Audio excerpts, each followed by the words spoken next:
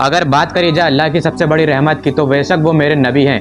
اللہ نے کسی بھی انسان کو، کسی بھی نبی کو اتنا نورانی چہرہ اور اتنی خوبصورت آواز کے ساتھ دنیا میں نہیں بھیجا تھا جتنا کہ میرے نبی کو خوبصورت اور نورانی بنا کر بھیجا تھا۔ اور رسول اللہ صلی اللہ علیہ وسلم بھی ایک ایسے نبی ہیں جو سارے نبیوں میں سب سے افضل ہیں۔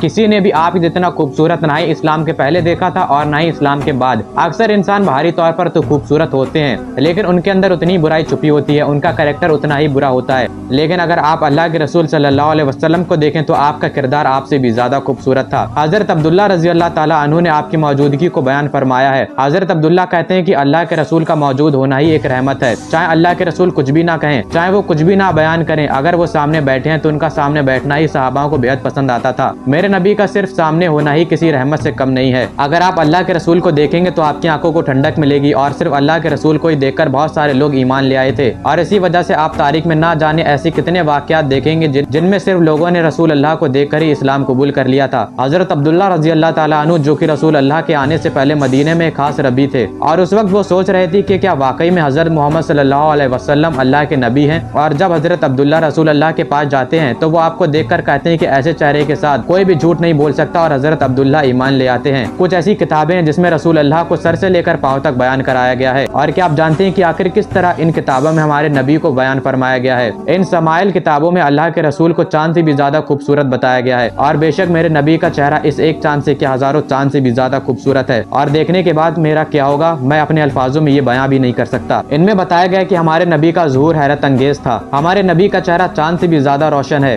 ایسا میں کوئی اپنی زبان سے نہیں بتا رہا ہوں، باقاعدہ اس کی روایتیں موجود ہیں۔ جب پورا چاند اس کالے آسمان میں چمکتا ہے، روشن لگتا ہے، اس سے بھی کئی زیادہ روشن میرے نبی کو اللہ نے بنایا تھا۔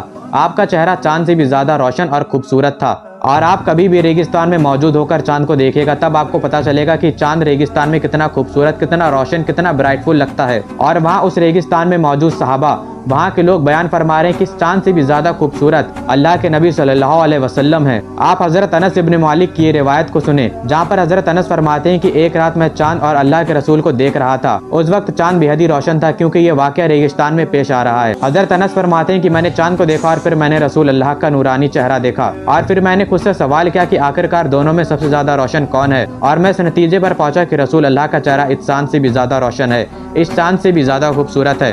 اور یاد رکھیں کہ جو ریگستان میں چاند نظر آتا ہے وہ صرف دکھنے میں ہی خوبصورت نہیں ہوتا بلکہ بہت دلکش ہوتا ہے، اور آپ جب اسے دیکھیں گے تو آپ کو کچھ اور نظر نہیں آئے گا، بس آپ اس کی خوبصورت ہی دیکھتے رہ جائیں گے۔ اور اس چاند سے بھی زیادہ خوبصورت میرے نبی ہیں، اس چاند سے بھی زیادہ نورانی چہرہ میرے نبی کا ہے۔ اللہ کے رسول ہر طرح سے پرفیکٹ ہیں، آپ کے حسن میں کسی بھی چیز کی کمی نہیں ہے۔ رسول اللہ نہ تو بہت لمبے تھے اور نہ ہی قد میں بہت چھوٹے تھے، آپ بالکل پرفیکٹ تھے۔ رسول اللہ کا چہرہ مبارک نہ تو بہت گول تھا اور نہ ہی بہت تنگ تھا۔ میں چاہتا ہوں کہ آپ بس ایک بار امیجن کریں، آپ ایک بار سوچ کر دیکھیں کہ آپ اللہ کے رسول کے سامنے کھڑے ہیں تو سوچیں آپ کو کیسا محسوس ہوگا۔ رسول اللہ کی آنکھیں مبارک بہت شاندار تھیں، آپ کی دونوں پلکوں کے درمیان ایک چھوٹی سی لکیر موجود تھی۔ اللہ نے ہر چیز میرے نبی کو باریک سے عطا فرمائی تھی، ہر چیز پرفیکٹ تھی۔ آپ صلی اللہ علیہ وسلم کے دانت مبارک بھی بہت خوبصورت تھے۔ بتایا جاتا ہے کہ رسول اللہ دن میں تقریباً 5 بار مسواک کا استعمال کیا کرتے تھے۔ آپ کے دانت بالکل موتیوں کی طرح تھے اور ہیل اسٹون کی طرح سفید تھے۔ آپ کے بولنے کا انداز بھی بے مثال تھا، آپ کے منہ سے نکلنے والے ہر الفاظ صاف طور پر سمجھ میں آتے تھے۔ رسول اللہ کے بال مبارک بھی بالکل پرفیکٹ تھے، نہ ہی آپ کے بال بالکل سیدھے تھے اور نہ ہی آپ کے بال بالکل گھنگرالے تھے۔ آپ کے چہرے مبارک پر گھنی داڑھی موجود تھی، اور بتایا جاتا ہے کہ جب آپ نے دنیا سے پردہ کرا تو صحابہ اکرام نے دیکھا کہ آپ کی داڑھی اور سر کے بالوں پر صرف 14 سے 20 سفید بال موجود تھے۔ اتنی گھنی داڑھی اور بالوں میں صرف 14 سے 20 بال ہیں، اور جب آپ نے پردہ کیا تو اس وقت آپ کی عمر 63 سال تھی، سبحان اللہ۔ اور اگر میں آپ کی گردن کو تفسیر سے بیان کروں تو آپ کی گردن مبارک بہت ہی خوبصورت اور لمبی تھی، آپ کے کندھے چوڑے تھے، آپ کی مضبوط باہیں تھیں، آپ کے پاس چوڑا سینہ موجود تھا، اور یہاں تک کہ جب آپ نے پردہ فرمایا تب تک آپ کا پیٹ آپ کے سینے سے آگے نہ آیا تھا۔ حضرت انس سے روایت ہے کہ آپ کے ہاتھ اور پیر ریشم سے بھی زیادہ نرم تھے، اور ہمیشہ آپ کے آس پاس بے حد ہی خوبصورت خوشبو آیا کرتی تھی، اور یہاں تک کہ صحابہ ارشاد فرماتے ہیں کہ آپ کے پسینے سے بھی خوشبو آیا کرتی تھی، اور جب بھی کوئی آپ سے ہاتھ ملاتا تھا تو وہ یہ دیکھتا تھا کہ اس کا ہاتھ بھی مہک اٹھتا تھا، اور کئی دنوں تک یہ مہک اس کے ہاتھ پر رہتی تھی۔